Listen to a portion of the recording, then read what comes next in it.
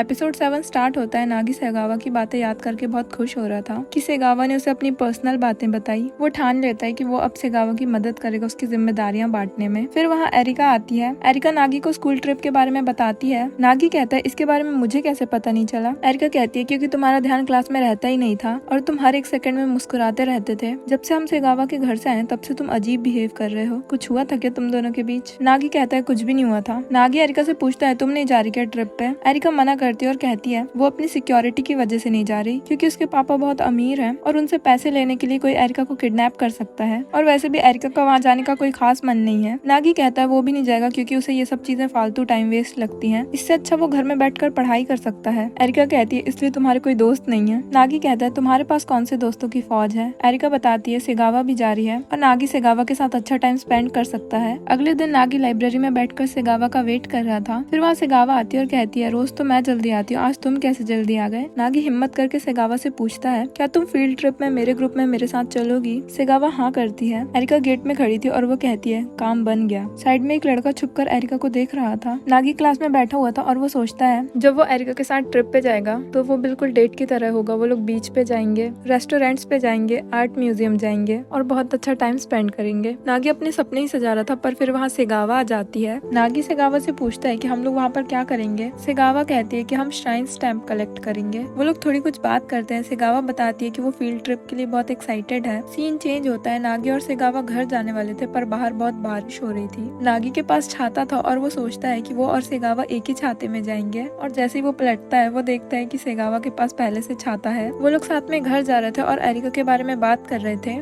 सेगावा कहती है कि तुम और एरिका क्लोज हो ना, तो तुम्हें पता होगा कि वो क्यों नहीं आ रही। नागी कहता है ऐसा कुछ भी नहीं है। सेगावा थोड़ी देर शांत खड़े रहती है और फिर जाने लगती है। नागी कहता है मुझे तुमसे कुछ पूछना है, तुमने मेरे प्रपोजल के बारे में क्या सोचा है? अगर मैं आगे भी क्लास में फर्स्ट आया तो क्या तुम मेरे प्रपोजल के बारे में सोचोगी? सेगावा कहती है मैं तुम्हें पहले ही बता चुकी हूँ कि मैं इंगेज्ड हूँ, मुझे अपने श्राइन को संभालना है और यही मेरी किस्मत है। और अगर नागी आगे टॉप कर भी ले तब भी उससे सेगावा की किस्मत नहीं बदलेगी। इतना कह के वो वहाँ से जाने लगती है। फिर वो मुड़कर नागी से कहती है क्या तुम मेरी किस्मत बदल सकते हो? सीन चेंज होता है। नागी घर आता है और वो पढ़ाई करते हुए चिल्ला रहा था कि मैं तुम्हारी किस्मत जरूर बदलूंगा। फिर वहाँ एरिका आती है और नागी को एक लड़के की फोटो दिखाती है और पूछती है क्या ये तुम्हारा दोस्त है? नागी मना करता है और एरिका कहती है ऐसे फुकरे लोग तुम्हारे ही दोस्त होते हैं। नागी कहता है ये तुम्हारा कोई फैन होगा और वो लोग इसी बात पे लड़ने लगते हैं। फिर एरिका बताती है कि उस लड़के को ये भी पता है कि वो दोनों और सेगावा सुबह लाइब्रेरी में पढ़ाई करते हैं और वो भी इन्हीं के ट्रिप वाले ग्रुप में घुस आया है और इसलिए एरिका डिसाइड करती है कि वो भी ट्रिप पे जाएगी ताकि वो इस बंदे से निपट सके।